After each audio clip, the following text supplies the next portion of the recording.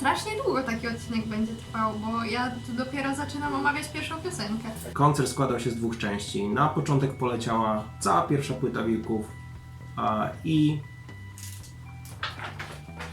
plakat spadł ze ściany. Ale też publiczność o wiele, no tak. Ale było widać, że przyszli wierni fani.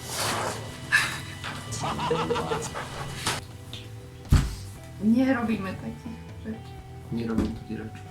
Na pierwszym koncercie piliśmy piwo, a do tego spotkaliśmy jeszcze znajomych, więc po koncercie musieliśmy z nimi obgadać koncert i parę innych rzeczy, w związku z czym dość późno poszliśmy spać, a na drugi dzień jako psychofani Pojechaliśmy dalej Flixbusem, tym razem do Warszawy.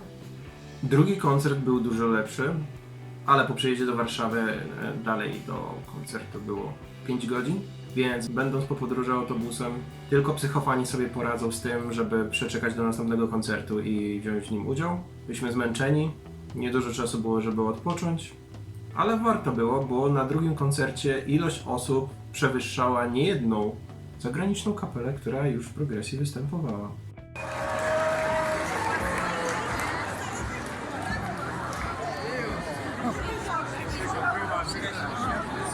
No, w Poznaniu było o wiele mniej osób, no i klimat był, że tak powiem, kameralny. A w ogóle ciekawą rzeczą było to, że na obu koncertach średnia wieku to osoby, które w 92 roku były w liceum. Młodszych osób było dużo mniej. Może to i lepiej. Tak zwykle bywa na koncertach w Progresji.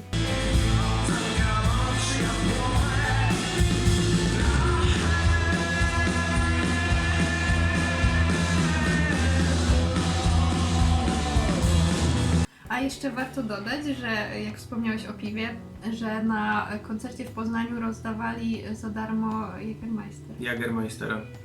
Bardzo ciekawą rzeczą w Warszawie było to, że ja zostałem sławny, babcia nie została sławna, ale babcia za to dostała prezent. Za co dostałeś prezent? Ja dostałam prezent za to, że tam stałam po prostu. Ktoś do mnie podszedł i dał mi prezent.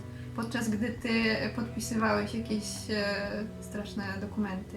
Podpisywałem straszne dokumenty ze względu na to, że wystąpiłem w nagraniu, które jest wszechobecne w internecie.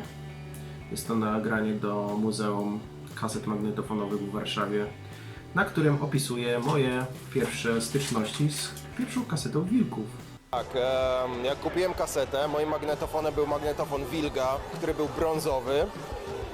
I jak to takie polskie magnetofony w tamtych czasach miały, bardzo często wciągały kasety i niestety wciągnęło mi i miałem jedną piosenkę, na której niestety Robert bardzo chrypił, a to było przez to, że taśma była pomięta w tym miejscu. Oczywiście wszystko naprawiłem długopisem.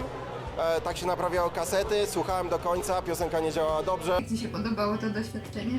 Moje oczy latają po suficie, a ja się gapię raz na kasetę, raz na podłogę, raz na sufit. Niemniej jednak powiedziałem bardzo dużo inteligentnych rzeczy o tym, jak radzić sobie z zepsutą kasetą magnetofonową. No właśnie. Ludzie opowiadali o tym, jakie mają wspomnienia z pierwszą płytą Wilków, jednocześnie można powiedzieć pierwszą kasetą. To jest z roku 92, w którym ludzie strasznie się podniecali tym, że płyta CD się świeci i jak się na nią popatrzy, to jest jak lusterko. I ze względu na to, że była taka świecąca, to wychodziła na coś bardzo drogiego. Ja nie wiem, jak my to nagramy. Czy jestem na środku? Nie. To był specjalny koncert ze względu na to, że zespół zaprosił bardzo dużo swoich znajomych. No i w końcu jest to zespół z Warszawy.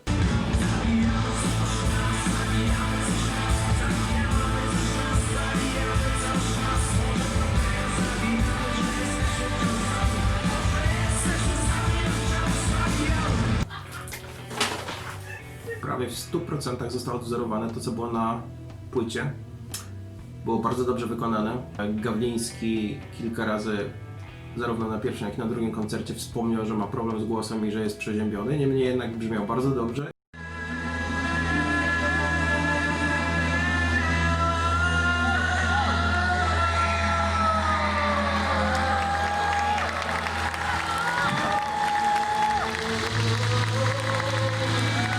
I Wszystko, co było wykonane na koncercie, było podobne do tego, co było na kasecie w 92 roku. To, co tam szepczecie, to się nagrywa. Można powiedzieć, że w Warszawie trochę bardziej się postarali, bo to ich miasto i złapali lepszy kontakt z publicznością. Trochę więcej opowiadali historii.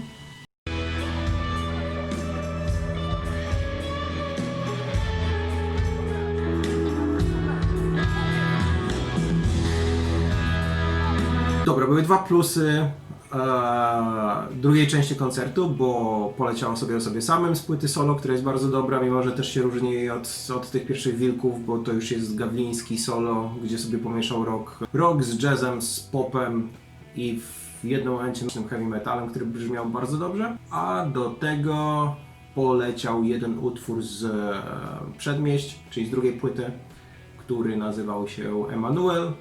A to zostało zrobione z oczywistych powodów, bo w kapeli Wilki w tej chwili gra dwóch synów Gawlińskiego. Jeden nazywa się Benjamin. A skoro Benjamin jest na pierwszej płycie Wilków, no to został zagrany, a Emanuel też gra w zespole, więc trzeba było i zagrać Emanuela.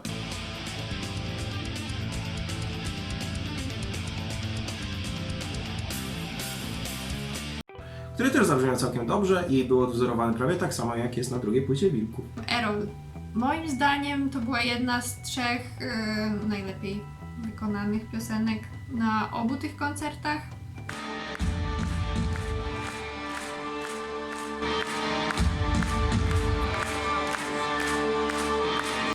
Setlista. Zagrali całą pierwszą płytę.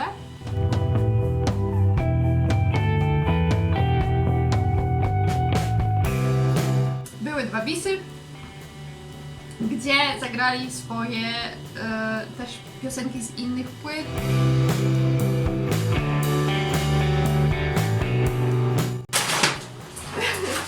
Plakaty się ze mną zgadzają, ja nie reaguję na to.